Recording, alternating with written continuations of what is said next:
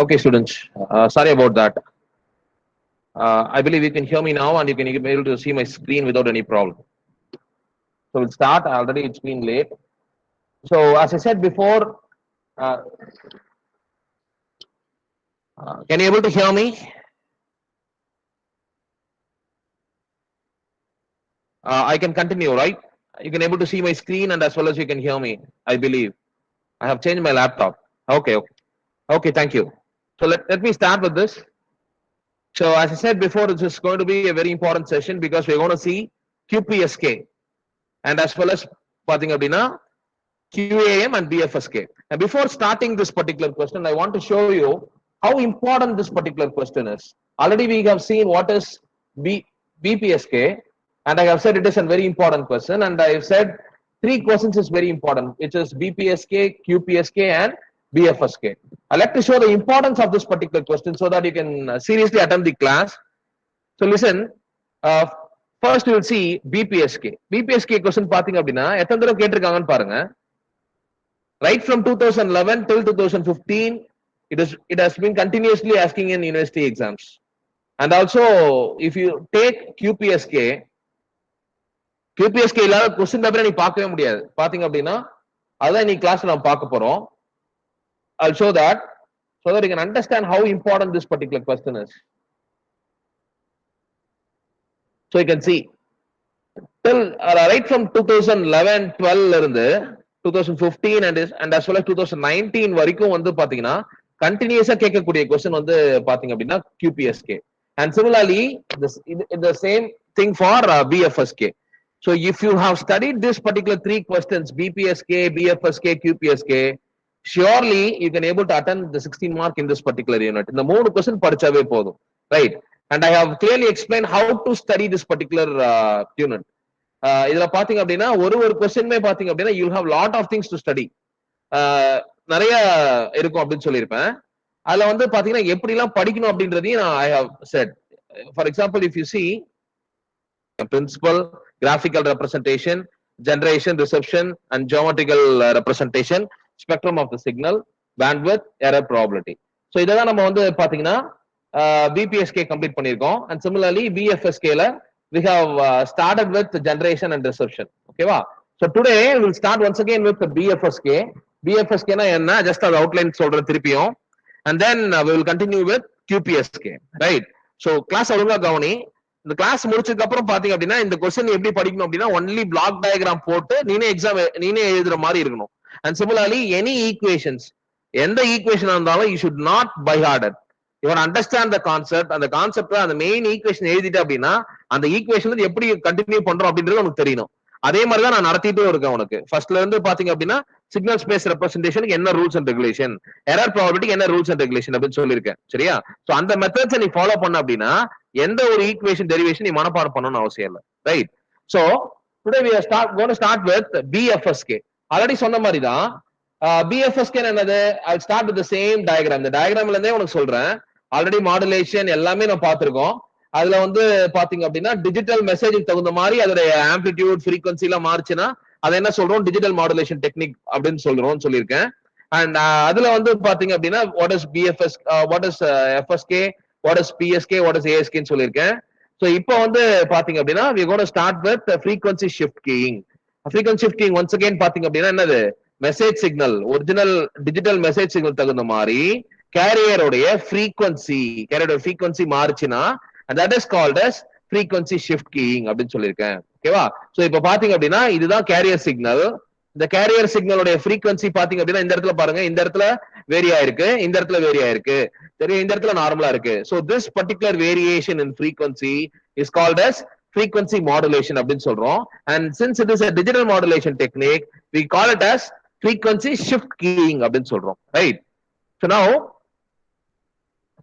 we'll start with BFSK. BFSK ஓட principal என்ன, ஏற்கனவே நம்ம என்ன பார்த்திருக்கோம் அப்படின்னா BPSK அதுல எப்படி வந்து பாத்தீங்க அப்படின்னா ஃபேஸ் ஷிஃப்ட் நடக்குது அப்படின்னு பார்த்திருப்பீங்க. ரெண்டு சிக்னல் நடுவுல ஃபேஸ் ஷிஃப்ட் நடக்குது அப்படின்னு சொல்லியிருப்பேன். 180 டிகிரி நடுவுல நடக்குது அப்படின்னு சொல்லியிருப்பீங்க. ரெண்டு சிம்பிள் நடுவுனால 180 டிகிரி அப்படின்னு சொல்லியிருப்போம், ரைட்டா?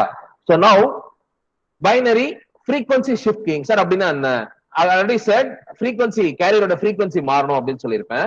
இப்ப அந்த கேரியரோட frequency மாறணும் அப்படின்னா நம்ம என்ன பண்றோம், மெசேஜ் சிக்னல்ல வந்து ஜீரோஸ் அண்ட் ஒன்ஸ் இருக்கு சரியா. மெசேஜ் சிக்னல் தகுந்த மாதிரி தான் கேரியரோட frequency மாறுது. சோ அப்போ பாத்தீங்க அப்படின்னா பிபிஎஸ்கேல ஒரே சிக்னலா இருந்திருக்கும். என்ன பண்ணிருப்போம்னா பிளஸ் அண்ட் மைனஸ் மட்டும் தான் மாறி இருக்கும். நல்லா பாத்துக்கோங்க, அதாவது மேக்னிடியூட் ஆஃப் த சிக்னல் மட்டும் தான் மாறி இருக்கும், அதாவது பிளஸ் அண்ட் மைனஸ். ஏன் அப்படின்னா that is phase shift keying. Phase மட்டும் ஷிஃப்ட் ஆனா போதும். ஃபேஸ் ஷிஃப்ட் ஆனா அந்த இடத்துல என்ன அர்த்தம் அப்படின்னு பாத்தீங்கன்னா amplitude as well as frequency வந்து கான்ஸ்டன்டா இருக்குன்னு அர்த்தம். ஃபேஸ் மட்டும் வேரி ஆகுது and as well as amplitude and frequency வந்து என்னவா இருக்கும் அப்படின்னு பாத்தீங்கன்னா கான்ஸ்டன்டா இருக்குன்னு அர்த்தம் சரியா. and if you take BFSK எடுத்தீங்கன்னா frequency மட்டும் வேரி ஆகும், amplitude and as well as phase என்னவா இருக்கும், கான்ஸ்டன்டா இருக்கும். அப்ப frequency வேரி ஆகுது அப்படின்னா what does it mean? Frequency is varying in the sense, so binary 1 and as well as binary 0 க்கு you have two different frequencies. அதெல்லாம் என்ன சொல்றீங்க அப்படின்னு பாத்தீங்க அப்படின்னா என்ன மென்ஷன் பண்ணிருக்கீங்கன்னு பாருங்க, cos 2 pi f0 plus ohm plus cos 2 pi f0 minus ohm அப்படின்னு சொல்லிருக்கீங்க சரியா. என்ன சொல்றோம் அப்படின்னு பாத்தீங்கன்னா plus frequency and as well as அது increase in frequency and as well as decrease in frequency அப்படின்னு சொல்றோம். 1 க்கு வந்து increase in frequency ன்னு சொல்றோம், 0 க்கு வந்து என்ன சொல்றோம், decrease in frequency. அது எப்படி எதுல மென்ஷன் பண்றோம் அப்படின்னு பாத்தீங்கன்னா ஓம்ல மென்ஷன் பண்றோம். and that is why here it has been mentioned as என்னது plus and as well as minus of ohm. so இப்ப பாருங்க கம்ப்ளீட்டா இது என்னது, இது வேற frequency, இது வேற frequency, two different frequencies சரியா. அதனாலதான் இது என்ன சொல்லிருக்கோம் அப்படின்னா higher frequency and as well as this is called as lower frequency அப்படின்னு சொல்றோம். and this tabulation இது என்ன அப்படின்னு பாத்தீங்கன்னா BFSK உடைய அண்டர்ஸ்டாண்டிங். BFSK ல எப்படி வந்து பாத்தீங்கன்னா high frequency and low frequency பாக்குறோம் அப்படின்னு பாத்துருக்கோம்.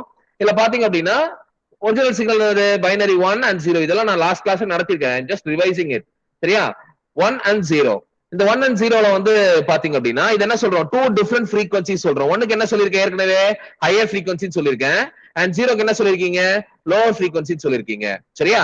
சோ அப்போ இந்த வோல்டேஜ்ல எப்படி மென்ஷன் பண்ணலாம், d of t எப்படி மென்ஷன் பண்ணலாம்னு பாத்தீங்க அப்படின்னா இதுக்கு வந்து என்னது +1 and 0க்கு என்னது -1 அப்படின்னு சொல்றோம். and we know that 1 is higher frequency, so higher frequencyல இதுக்கு மட்டும் என்னது +1 இருக்கும், இது என்னவா இருக்கும் 0வா இருக்கும். and similarly lower frequency என்ன 0 தான் lower frequency, அப்ப இதுக்கு மட்டும் +1 and this is 0.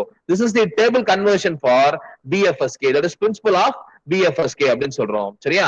and now இந்த d of t எதுக்கு சார் போட்டோம் அப்படின்னு பாத்தீங்க அப்படின்னா அங்க முன்னாடி நம்ம என்ன பண்ணிருப்போம், இதுல வந்து பாத்தீங்கன்னா பிளஸ் ஆர் மைனஸ் 2ps போட்டிருப்போம், அங்க வந்து b of t மென்ஷன் பண்ணிருப்போம். இப்ப இங்க ரெண்டு frequency இருக்கு பாரு, என்னது plus and as well as minus சரியா. இந்த பிளஸ் அண்ட் மைனஸ் நோட் பண்றதுக்கு என்ன சொல்றோம் அப்படின்னு பாத்தீங்கன்னா d of t போட்டுக்கிறேன் சரி. அதுக்காக தான் இந்த டேபிள்ல சொல்லியிருக்கேன். இது என்னது +1 இருந்துச்சுன்னா பிளஸ், அதாவது பைனரி 1க்கு +1 and பைனரி 0க்கு என்னது -1 சரியா. சோ இப்ப பாருங்க, அப்ப என்ன பண்ணலாம், இந்த ஈக்குவேஷன்ல சேம் ஒரே சிங்கிள் ஈக்குவேஷன் எழுதணும்னு என்ன பண்ணலாம், பைனரி 1க்கும் சரி பைனரி 0க்கும் சரி எப்படி ரெப்ரசென்ட் பண்ணலாம், BFSK சிக்னல்ல √2ps cos 2 pi f0 plus d of t ohm into t அப்படின்னு போடுறேன் புரியுதா. d of t ohm அப்ப என்ன அர்த்தம், d of t என்னது plus and as well as minus. எப்ப பிளஸ், பைனரி 1க்கு பிளஸ் பைனரி 0க்கு minus. this is the principle of BFSK சரியா. அப்ப நல்லா பாரு, இப்ப என்ன சொல்லிருக்கோம், ரெண்டு frequency சொல்லிருக்கோம். இன்னும் கிளியரா மென்ஷன் பண்ணணும் அப்படின்னு பாத்தீங்கன்னா f0 plus ohm by 2 pi சொல்லலாம் and f0 minus ohm by 2 pi சொல்லலாம். அப்ப பிளஸ் சிக்னல்னாவே ஹையர் frequency நாவே என்ன சொல்றோம் symbol 1 and மைனஸ் சிக்னல் என்ன சொல்றோம் symbol 0 அப்படின்னு சொல்லிருக்கோம் ரைட்டா. எனி டவுட் so far, புரியுதா ரைட். so now பிரின்சிபலுக்கு அப்புறம் வந்து பாத்தீங்கன்னா we have seen transmitter and as well as receiver. Transmitter பொறுத்த வரைக்கும் BFSK ல வந்து என்ன சொல்லிருப்போம் அப்படின்னா very simple transmitter and as well as receiver என்ன சொல்லிருப்போம் அப்படின்னு பாத்தீங்கன்னா you have two different receivers அப்படின்னு சொல்லிருப்பேன். ஒன்னு வந்து கோஹரண்ட் and நான் கோஹரண்ட் அப்படின்னு சொல்லிருப்பேன். இப்ப BFSK ஓட டிரான்ஸ்மிட்டர் என்ன பண்ணுது அப்படின்னு பாருங்க. BFSK ஓட டிரான்ஸ்மிட்டர் எப்படி ஒர்க் ஆகுது அப்படின்னு பாத்தீங்கன்னா first we are generating another input sequence. I have already explained it, so I'll just go a little bit faster so that you can understand, right? So input sequence is B of t and B of t என்ன பண்றீங்க அப்படின்னு பாத்தீங்க அப்படின்னா input sequenceல என்ன இருக்கும், zeros and ones இருக்கும். So I'm going to give the input sequence zeros and ones to the level shifter. இங்க எத்தனை level shifter யூஸ் பண்ணிருக்கோம் அப்படின்னு பாத்தீங்கன்னா I'm using two level shifters. நல்லா கவனிச்சு அப்படின்னா நம்மளோட கான்செப்ட் என்ன, பைனரி 1க்கு higher frequency and பைனரி 0க்கு என்னது lower frequency. அப்ப என்ன பண்ணிருக்கேன்னா ரெண்டு லெவல் ஷிஃப்டர் வச்சிருக்கேன். நானா என்ன கன்சிடர் பண்ணிருக்கேன், மேல இருக்கிறது பைனரி 1 கன்சிடர் பண்ணிக்கிறேன், கீழ இருக்கிறது என்ன பண்ணிக்கிறேன், பைனரி 0 கன்சிடர் பண்ணிக்கிறேன்.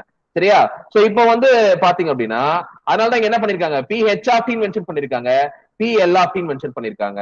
ரைட்டா? சோ வர இன்புட் என்ன ஆகும் அப்படின்னு பாத்தீங்க அப்படின்னா, input signal is directly given to this level shifter, upper level shifter, and it is inverted. ஏதாவது டிஃபரன்ஸ் இருக்கணும்ல, அதனால என்ன பண்ணிருக்கேன்னா அந்த சிக்னலை அப்படியே இன்வெர்ட் பண்ணி கீழ இருக்க லெவல் ஷிஃப்டருக்கு கொடுக்குறேன். சரியா? And then it is given to the modulator. சரியா? இங்க என்ன பண்ணிருப்பாங்க அப்படின்னு பாத்தீங்கன்னா ஒரு பேலன்ஸ் மாடுலேட்டர் யூஸ் பண்ணிருக்காங்க. அப்ப பேலன்ஸ் மாடுலேட்டர் என்ன பண்ணும் அப்படின்னு பாத்தீங்க அப்படின்னா, நல்ல கவனி, we need இப்ப என்ன பண்ணிருக்கோம், பைனரி சீக்வன்ஸ பிரிச்சிருக்கோம், லெவல் ஷிஃப்டர்ல கொடுத்து பிரிச்சிருக்கீங்க. சரியா? இந்த லெவல் ஷிஃப்டர் என்ன பண்ணும் அப்படின்னு பாத்தீங்கன்னா பைனரி 1 என்ன பண்ணும், what it will do, it will it will increase the level. எதுக்கு இன்க்ரீஸ் பண்ணு, root of PS into TB, that is transmission ஃபார்ம்க்கு அந்த பைனரி சிக்னலை மாத்துது. பைனரி 1க்கு மட்டும் மாத்தும், இங்க என்ன பண்ணும், பைனரி 0க்கு மட்டும் மாத்துது. புரியுதா? so that இங்க என்ன வரும், ஹையர் frequency எல்லாம் மேல வரும், கீழ இருக்கிறது என்ன இருக்கும், லோ frequency சிக்னலா இருக்கும். and then we need a carrier signal to perform modulation. so அப்ப லெவல் ஷிஃப்டர் என்ன